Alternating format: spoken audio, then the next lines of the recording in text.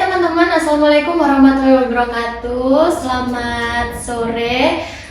Selamat datang di podcast kita hari ini. Apa kabar kalian semuanya? Insya Allah sehat semuanya ya. Oke, podcast sebelumnya kita sudah banyak membahas mengenai organisasi dan prestasi-prestasi yang diraih oleh keorganisasian. Dan dijelaskan langsung oleh narasumber-narasumber hebat kita. Kali ini nggak kalah seru juga dengan tema yang sama tetapi prestasi yang berbeda, teman-teman.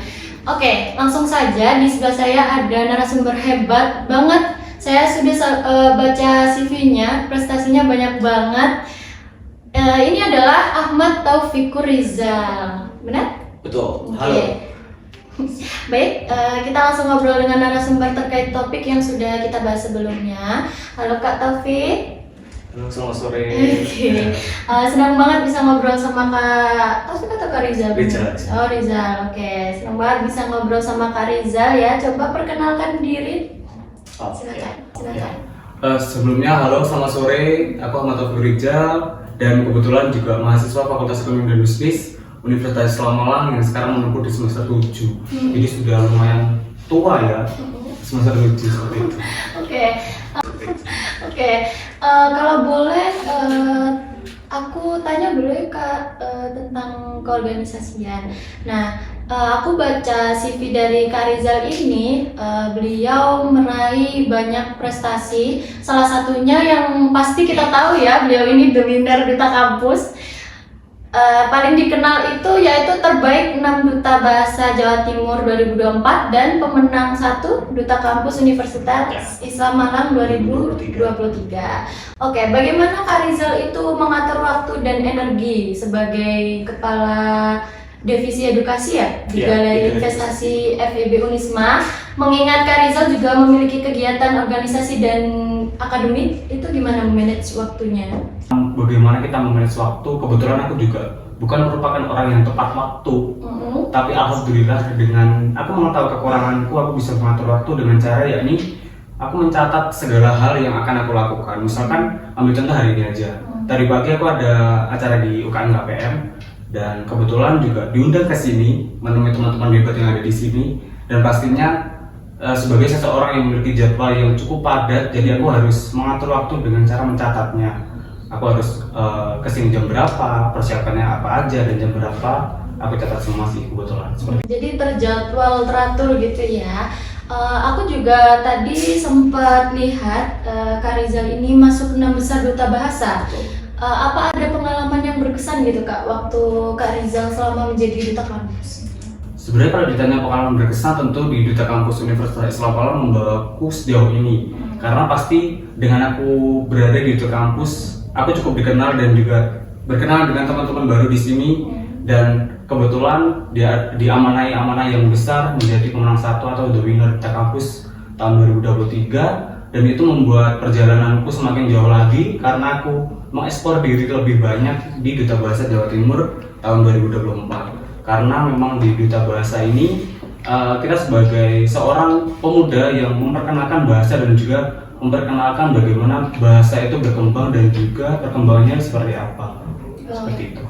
Apa ada tantangan tersendiri gitu Kak waktu menjadi Duta Kampus? Misal kalau aduh aku makin sibuk ini, aku nggak bisa ini kerjain tugas akademik misalnya, atau aku sibuk ini sibuk itu, aku nggak bisa ngerjain ini, aku bisa apa ada gitu tantangan, dan gimana solusi yang Kak Rizal lakukan? Kalau terkait dengan tantangan pastinya ada, karena memang sebagai mahasiswa juga kita terbebani dengan tugas-tugas yang cukup menjengkelkan pasti. Apalagi dosennya. Nah, makanya, dan kebetulan di semester kemarin sedang cukup senggang untuk tugas-tugasnya karena memang dari dosen pun tidak terlalu banyak memberikan tugas, sehingga menurutku tapi walaupun sesibuk apapun, kalau kita berani mencoba maka kita harus bertanggung jawab atas apa yang kita coba kan. Jadi ya dijalani aja. Kalau tantangan terbesar sih rasa insecure dan juga merasa masih kecil, karena memang aku tidak berangkat dari dunia pijen maupun di dunia kedutaan, dan itu hal yang baru bagiku tentunya, dan belajar banyak di Duta Kampus Universitas Islam Malang. Gitu. Tapi ada nggak sih Kak kayak pikiran Aku capek gitu, aku mau mungkin meninggalkan salah satu dari akademik atau non akademik gitu. Kalau capek pasti capek ya kan. Terus kalau ditanya meninggalkan salah satu akademik maupun non akademik, tentu tidak ada yang harus ditinggalkan karena kalau misalkan bisa berjalan bareng nih, kenapa harus ditinggalkan salah satu? Tapi fokus utama sebagai mahasiswa tentu mengemban tanggung jawab penuh sebagai mahasiswa tentunya dan berfokus pada akademik terlebih dahulu. Non akademik berjalan beriringan aja. Tanggung jawab kita kepada orang tua yang sudah memberikan kita uang dan juga memberikan segala pengorbanannya agar kita bisa berkuliah, tentu harus kita tanggung jawab penuh di sana. Oke, itu menjadi bukti bakti kita kepada orang tua ya teman-teman. Aku punya nih salah satu teman Kak, dia itu ikut perkuliahan dan ikut organisasi. Tapi kan biasanya kalau ikut organisasi itu sibuk kan. Nah dia tuh kalau dikit-dikit sibuk itu pasti bilang, "Duh, kena mental ini." Gimana tuh respon Kak Rizal? Tentang mental illness ya berarti. Sebenarnya sama, aku juga termasuk ke dalam generasi yang juga dimana kalian berada kayak capek dikit ngeluh, butuh healing dan lain-lain. Secure ya biasanya. Kalau dengan aku pribadi sih lebih ke bagaimana cara kita mengatur waktu aja sih, karena memang di sela kesibukan pasti harus ada waktu untuk sendiri. Aku bukan merupakan orang yang extrovert dan juga suka ngobrol dengan orang lain. Jadi kalau ketika berkegiatan penuh dan juga sibuk atau padat pada satu hari, maka beberapa hari kemudian aku harus menyendiri seperti itu sih, agar mental kita itu terjaga gitu.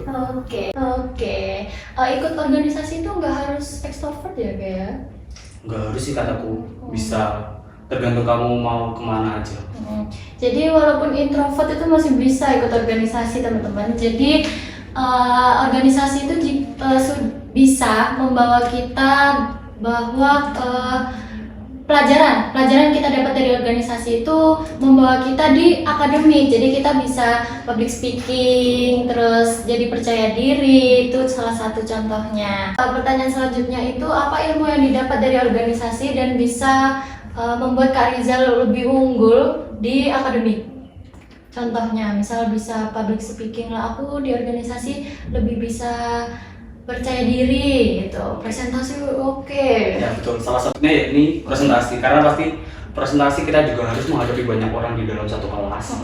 Dan hal itu aku dapatkan dan juga aku pelajari di dalam organisasi kita kampus kebetulan, karena memang di sana dilatih untuk bagaimana cara kita mengelola diri kita, bagaimana cara kita membawa diri kita di hadapan banyak orang.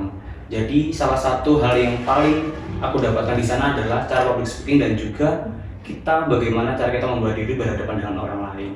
Kayak sekarang kalau aku tidak mencoba ke duta kampus, tentu aku tidak akan selancar ini mungkin untuk ngobrol, karena memang pada dasarnya aku bukan orang yang suka ngobrol dengan orang lain seperti itu.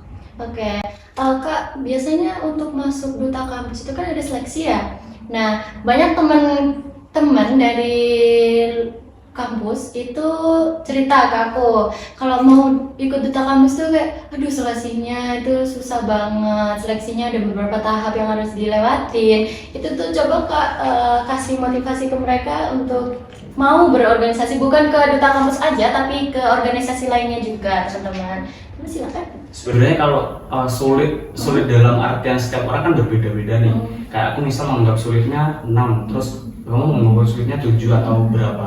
Dan tingkatan sulit itu sebenarnya bisa kalian hadapi dengan cara kalian kenal dengan diri kalian sendiri, karena yang tahu kalian dan juga kenal kalian juga kalian sendiri gitu. Orang lain mau menganggap kalian remeh atau menganggap kalian luar biasa, tapi kalau hal itu tidak ada di dalam diri kalian ya percuma. Kak Rizal mungkin ada tips tersendiri gitu untuk menjaga kesehatan mental setelah banyaknya kegiatan atau sibuknya Kak Rizal itu? Tadi juga sudah sempat aku mention ya, aku bukan tipe orang yang ekstrovert dan juga suka mengobrol dengan banyak orang. Karena menurutku mengobrol dengan banyak orang di satu lingkup pasti akan capek. Dan salah satu caranya yaitu tadi aku menyiapkan atau memberikan jeda atau space bagi diri aku sendiri untuk beristirahat dengan melakukan kegiatan-kegiatan yang menurut aku menyenangkan. Salah satunya menonton Netflix. Healing.